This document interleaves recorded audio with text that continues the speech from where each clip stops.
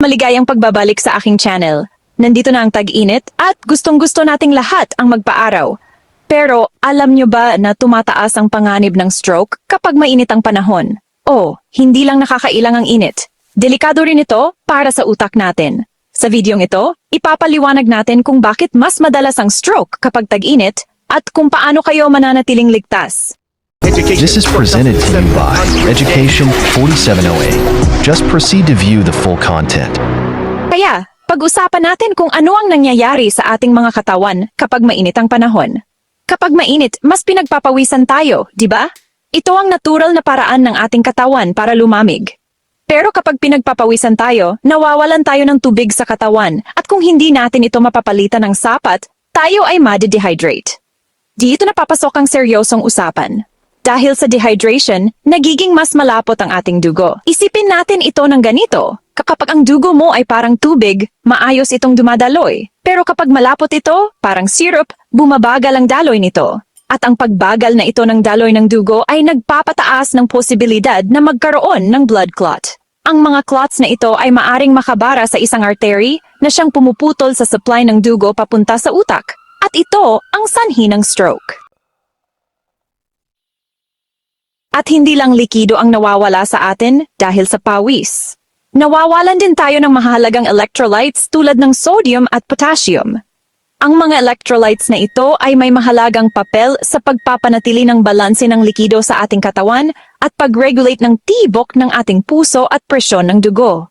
Kapag tayo ay nawala ng sobrang electrolytes, nagkakagulo ang lahat sa ating katawan. Isipin mo na ang puso mo ay parang isang instrumentong kailangang itono. Ang kawalan ng balance ng electrolytes ay parang may gumugulo sa tono nito.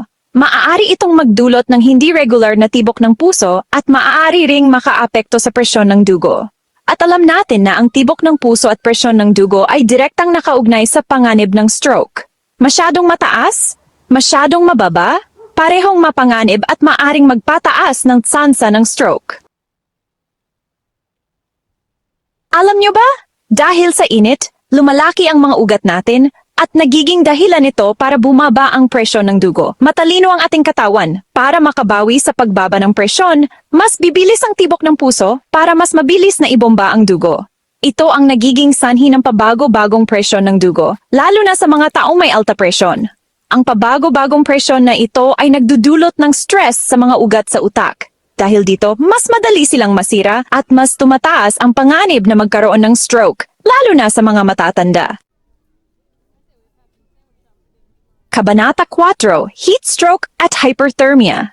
Ngayon, pag-usapan natin ang pinakadelikadong dulo nito, ang heat stroke. Ito ay nangyayari kapag ang temperatura ng katawan ay umabot sa mapanganib na antas, kadalasan dahil sa matagal na pagkakabilad sa matinding init.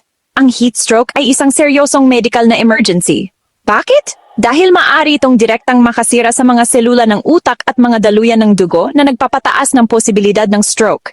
Minsan, ang mga sintomas ng heat stroke ay maaaring maging katulad ng sa stroke, pagkalito, pagkahilo at hirap sa pagsasalita.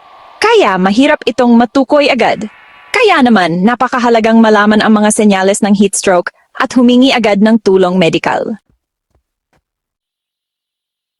Kabanata 5, mas madalas na gawain sa labas, mas malaki ang panganib. Aminin natin, tag-araw ang panahon para sa mga gawain sa labas. Mahilig tayong maghiking, maglaro ng sports o magpaaraw lang. At kahit na mainam sa ating kalusugan ang pagiging aktibo, mahalagang maging maingat sa init. Kapag napapakapagod tayo sa mainit na panahon, mas nahihirapan ang ating katawan na manatiling malamig. Bumibilis ang tibok ng ating puso, lumalaki ang ating mga ugat, at mas maraming likido ang nawawala sa atin sa pamamagitan ng pawis. Nagdudulot ito ng karagdagang stress sa ating cardiovascular system, kasama na ang mga ugat sa ating utak. At kung hindi tayo mag-iingat sa pagpapanatili ng hydrated, ang panganib ng mga sakit na may kaugnayan sa init, kabilang ang stroke, ay lubos na tumataas. Ngayon, kahit sino ay maaring tamaan ng sakit dahil sa init, may mga grupo na mas nanganganib na magkaroon ng stroke ngayong tag-init.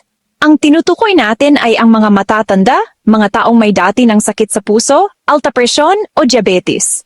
Ang mga taong ito ay maaring mahina na ang mga ugat o nahihirapan silang kontrolin ang temperatura ng kanilang katawan, Kaya mas madali silang maapektuhan ng init. At ito ang mahalaga. Maraming matatanda ang hindi nakakaramdam ng uhaw agad kumpara sa mga mas bata.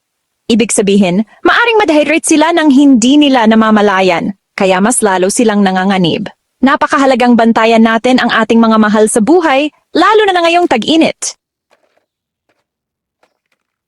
Heto pa ang isang bagay na dapat isaalang-alang, may ilang mga gamot na maaaring magpataas ng ating pagiging sensitibo sa init at mas madali tayong magkaroon ng mga sakit na may kinalaman sa init tulad ng stroke. Halimbawa, ang mga diuretics na karaniwang iniireseta para sa alta presyon ay maaaring magpataas ng pagkawala ng tubig sa katawan dahil sa pag-ihi. Ito ay maaaring humantong sa dehydration, lalo na kung hindi dinadagdagan ang pag-inom ng tubig. Gayun din, ang mga beta blockers, isa pang uri ng gamot para sa alta presyon, ay maaring makaapekto sa natural na proseso ng paglamig ng katawan, na nagpapahirap sa pagkontrol ng temperatura sa mainit na kapaligiran.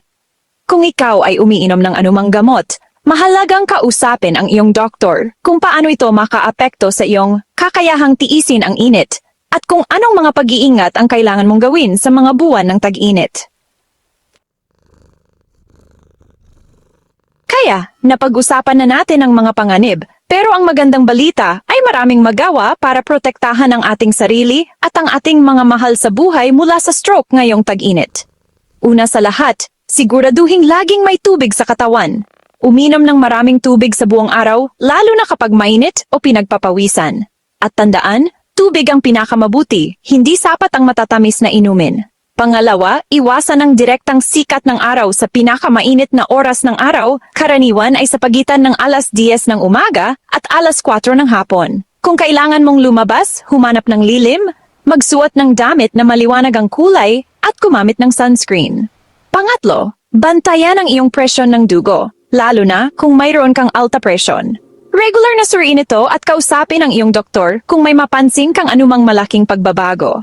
At panghuli, alamin ang mga senyales ng stroke, biglang pamamanhid o panghihina sa mukha, braso o binti, lalo na sa isang bahagi ng katawan. Pagkalito, hirap sa pagsasalita o pag-intindi. Hirap sa pagtingin sa isa o parehong mata. Pagkahilo, pagkawala ng balanse o koordinasyon. Matinding sakit ng ulo na walang alam na dahilan. Kung ikaw ang kasama mo ay nakakaranas ng alinman sa mga sintomas na ito, tumawag agad sa 911. Mahalaga ang oras pagdating sa stroke. Kaya ayan, hindi biro ang init ng tag-araw at hindi nagbabakasyon ng stroke kahit tag-init. Tandaan, ang pagiging maalam ay susi sa kaligtasan. Sa pamamagitan ng pag-unawa sa mga panganib at pagsasagawa ng mga simpleng pag-iingat, lahat tayo ay maaaring magkaroon ng masaya at malusog na tag-init. Labanan natin ang init at ang mga panganib sa pamamagitan ng pagiging maalam. Huwag kalimutang mag-like, mag-share at mag-subscribe para sa higit pang mga tip sa kalusugan at kagalingan.